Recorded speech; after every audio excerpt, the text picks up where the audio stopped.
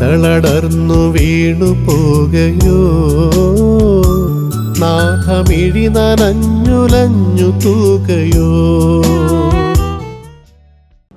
ഈശോ മിശിഹായ്ക്ക് സ്തുതിയായിരിക്കട്ടെ. 50 നോമ്പിലെ 50 കാര്യങ്ങൾ, 50 വിചിന്തനങ്ങൾ, 50 വിശുദ്ധ വിചാരങ്ങൾ.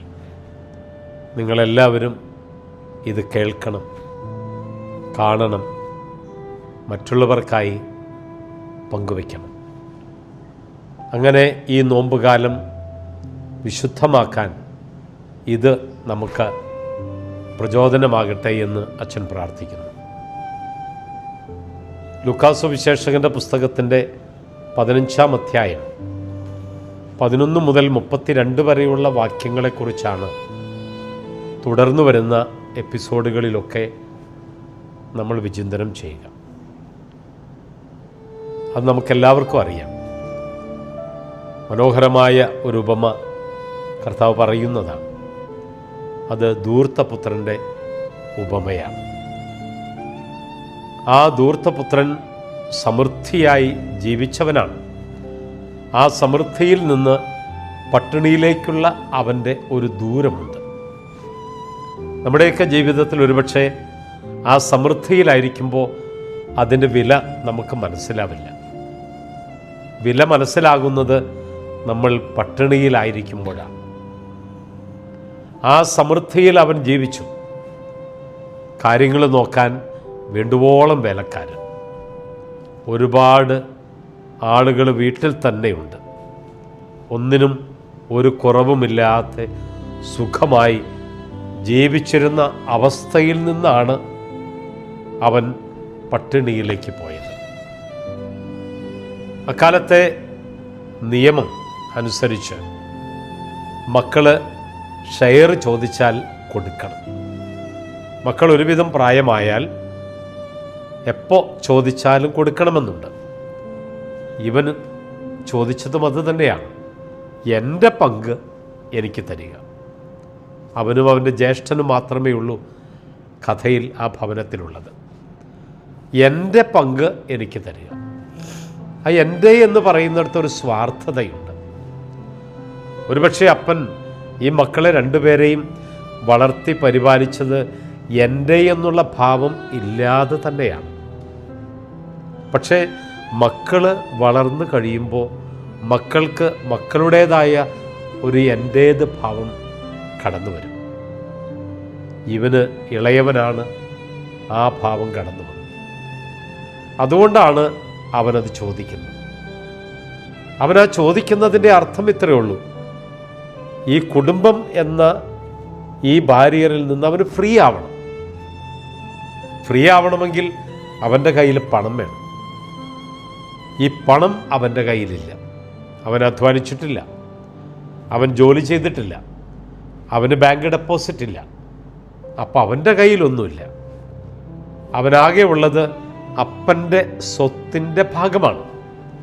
അത് അവന് കിട്ടും. യഹൂദ നിയമപ്രകാരം ചോദിച്ചാൽ കൊടുക്കണം. ചോദിച്ചാൽ കൊടുക്കാൻ അപ്പൻ ബാധ്യസ്ഥരാണ്. എപ്പോൾ ചോദിച്ചാലും കൊടുക്കണം. കാരണം മക്കൾ ഒരു പ്രായമെത്തിയാൽ അവർ ചോദിക്കുമ്പോൾ കൊടുത്താൽ മതി. അങ്ങനെയാണ് അവിടുത്തെ നിയമങ്ങൾ. അതവനറിയാവുന്നത് കൊണ്ടാണ് അവനവൻ്റെ അപ്പനോട് ചോദിച്ചത്. ചോദിക്കുമ്പോൾ അപ്പൻ്റെ ഒരു പക്ഷെ ചങ്ക് പൊട്ടിയിട്ടുണ്ടാകും. ഒരിക്കലും മൂത്തവൻ നിൽക്കെ ഇളയവൻ തൻ്റെ ഭാഗം എനിക്ക് വേണമെന്ന് ചോദിക്കുമ്പോൾ ആ അപ്പൻ്റെ ചങ്ക് പൊട്ടിയിട്ടുണ്ടാകും. എന്നാലും ആ അപ്പനത് പ്രകടമാക്കിയില്ല. നിയമം അനുസരിക്കണം. അതുകൊണ്ട് ഈ മകൻ ചോദിക്കുമ്പോൾ കൊടുക്കാം. 2 മക്കളാണ് ഉള്ളതെങ്കിൽ യഹൂദ നിയമപ്രകാരം 3/2 ഭാഗം മൂത്തയാൾക്കും 1/3 ഭാഗം ഇളയയാൾക്കും. 2/3 മൂത്തയാൾക്ക്, 1/3 ഇളയയാൾക്ക്. അപ്പം അവൻ അവകാശപ്പെട്ടത് 1/3 ഉള്ളൂ. 1/3 ഭാഗമാണ് ഇളയ പുത്രനെന്ന് ഞാൻ പറഞ്ഞു. പക്ഷേ അവിടെ മറ്റൊരു നിയമം കൂടിയുണ്ട്. മക്കൾക്ക് ഇത് വിൽക്കാൻ അവകാശമില്ല. അത് വിൽക്കുന്നത് അപ്പൻ്റെ കാലശേഷം, അപ്പൻ്റെ മരണത്തിന് ശേഷം മാത്രമേ മക്കൾക്ക് ഇത് വിൽക്കാൻ അവകാശമുള്ളൂ. ഇവൻ ഈ സ്വത്ത് വിറ്റു എന്ന് പറഞ്ഞാൽ അവൻ്റെ ജീവിതത്തിൽ അവൻ്റെ അപ്പൻ മരിച്ചു എന്നർത്ഥം. അപ്പൻ്റെ കാലശേഷമല്ലാതെ വിൽക്കാൻ പാടില്ല എന്ന നിയമമിരിക്കെ അവനത് വിറ്റു എന്ന് പറഞ്ഞാൽ അവൻ്റെ ജീവിതത്തിൽ അവൻ്റെ അപ്പൻ മരിച്ചു എന്നർത്ഥം. നമ്മുടെയൊക്കെ കാരണവന്മാർ വളരെ ബുദ്ധിയോടെ ചെയ്യുന്ന ഒരു കാര്യമുണ്ട്. എൻ്റെ കാലശേഷം, അതായത് സ്വത്തുക്കൾ ഭാഗം വയ്ക്കും. ഭാഗം വയ്ക്കുമ്പോൾ, മക്കൾക്കായി ഭാഗം വയ്ക്കുമ്പോൾ കാരണവന്മാർ എഴുതി വയ്ക്കും, എൻ്റെ കാലശേഷം മാത്രമേ മക്കൾക്ക് ഇത് അനുഭവിക്കാൻ പറ്റൂ. അന്ന് തുടങ്ങി മക്കളൊരു പ്രാർത്ഥന ചൊല്ലും. ആ പ്രാർത്ഥന എന്താണെന്നറിയോ? ഈ അപ്പൻ്റെ കാലം ഒന്ന് ശേഷിച്ച് കിട്ടണേ എന്ന്. ഞാനായിരുന്നു ഒരു ഇടവകയിലെ ഒരപ്പച്ചൻ. ആ അപ്പച്ചൻ മക്കളെ ഭയങ്കര സ്നേഹമാണ്. അതുകൊണ്ട് മക്കളെപ്പോഴും അപ്പച്ചൻ്റെ അടുത്ത് വന്ന് പറയും, അപ്പ കുറച്ച് ലോൺ എടുക്കണം, ആ സ്വത്തുക്കളൊന്ന് ഭാഗം വെച്ച് തരണം. ആദ്യമൊക്കെ മടിച്ചു. അപ്പം എൻ്റെ അടുത്ത് വന്നു. ഞാൻ പറഞ്ഞു, മക്കൾ ചോദിക്കുന്നതല്ലേ, കൊടുക്കാതിരിക്കാനാവില്ല. അതുകൊണ്ട് അപ്പച്ചനത് ചെയ്തു. അങ്ങനെ മക്കളോട് ഏറെ സ്നേഹമുള്ള ഈ അപ്പച്ചൻ, അമ്മ നേരത്തെ മരിച്ചതുകൊണ്ട് അപ്പച്ചനേ ഉള്ളൂ, മക്കളോട് ഏറെ സ്നേഹമുള്ളത് കൊണ്ട് മക്കൾക്കായി അത് ഭാഗം വെച്ചു കൊടുത്തു. അപ്പനായിട്ടൊന്നുമില്ല. കുറേ നാൾ കഴിഞ്ഞ് ഈ അപ്പച്ചൻ എൻ്റെ അടുത്ത് വളരെ സങ്കടത്തോടെ വന്ന് പറഞ്ഞു, അച്ഛാ, മക്കൾക്ക് ഇപ്പോൾ അപ്പൻ ഉണ്ടെന്ന വിചാരം പോലും ഇല്ല. മക്കൾക്ക് ഇപ്പോൾ അപ്പൻ ഉണ്ടെന്ന വിചാരം പോലുമില്ല. കാരണം അപ്പൻ്റെ പേരിൽ സ്വത്തൊന്നുമില്ല. അപ്പൻ മക്കളോടുള്ള സ്നേഹം കൊണ്ട് എല്ലാം മക്കൾക്കായി തിരിച്ചു കൊടുത്തു. പിന്നെ അപ്പൻ്റെ പേരിൽ സ്വത്തില്ല. ആരും അപ്പനെ നോക്കുന്നില്ല. മരുന്ന് പോലും വാങ്ങിച്ചു കൊടുക്കാൻ മക്കൾ തയ്യാറല്ല എന്നാണ് ആ അപ്പൻ സങ്കടത്തോടെ എന്നോട് പറഞ്ഞത്. എനിക്കറിയാവുന്ന ഒരു വൈദികനുണ്ട്. ആ വൈദികൻ്റെ ആ അച്ഛൻ്റെ അപ്പൻ സ്വത്ത് ഭാഗം വെച്ചപ്പോൾ കുറച്ച് അച്ഛൻ്റെ പേർക്കും എഴുതി വെച്ചു. അപ്പനും അമ്മയൊക്കെ മരിച്ചു. അച്ഛൻ്റെ പേരിൽ സ്വത്തുണ്ട്, സ്ഥലമുണ്ട്. അതുകൊണ്ട് സഹോദരങ്ങൾ ഭയങ്കര സ്നേഹമാണ് അച്ഛനോട്. ഈസ്റ്റർ നാളിലും ക്രിസ്മസ് നാളിലുമൊക്കെ കുർബാന കഴിഞ്ഞ് വീടുകളിലേക്ക് ചെല്ലുമ്പോൾ അച്ഛനെ ഭയങ്കര സ്വീകരണമാണ്. ഓരോ വീട്ടിലേക്കും അച്ഛനെ ക്ഷണിച്ചു കൊണ്ടുപോകും. കുറേ നാൾ കഴിഞ്ഞപ്പോൾ ഈ അച്ഛൻ ചിന്തിച്ചു, എനിക്കെന്തിനാ സ്വത്ത്?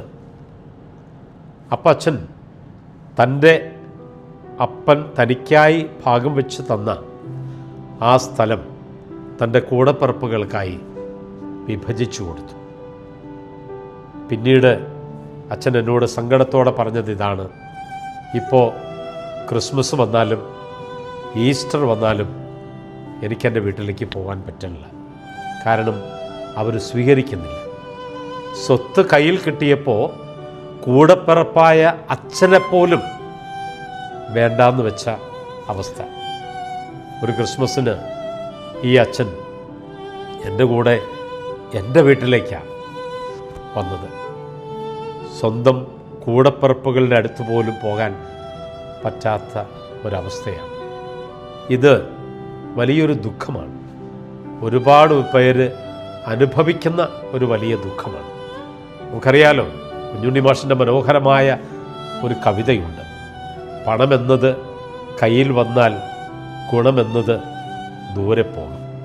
ഇതാണ് എല്ലാവർക്കുമുള്ള ഒരു വലിയ അനുഭവം. പണമെന്നത് കയ്യിൽ വന്നാൽ ഗുണമെന്നത് ദൂരെ പോകും. ധൂർത്തപുത്രൻ്റെ കയ്യിൽ പണം കിട്ടിയപ്പോൾ അവൻ അപ്പനെ മറന്നു, അമ്മയെ മറന്നു, സഹോദരനെ മറന്നു, എല്ലാം മറന്ന് ജീവിച്ചു. അത് ആ പണത്തിൻ്റെ കൊഴുപ്പാണത്. ആ കൊഴുപ്പ് നമ്മൾ പലപ്പോഴും കാണിക്കാറുണ്ട്. അതുകൊണ്ട് ഞാൻ എല്ലാവരോടും പറയും, ധൂർത്തപുത്രൻ്റെ കഥ ഇടയ്ക്കിടയ്ക്കൊക്കെ ഒന്ന് വായിക്കുന്നത് നല്ലതാണ്. ആ വായന നമ്മിലുണ്ടാകുന്നത് നല്ലതാണ്. ഒരാത്മീയത നമുക്ക് നഷ്ടപ്പെടാനിടയാകരുത്. നോമ്പുകാലത്ത് നമ്മൾ ചിന്തിക്കേണ്ട മനോഹരമായ ഒരു കാര്യമതാണ്. നമുക്ക് ഒരു ആത്മീയത നഷ്ടപ്പെടരുത്.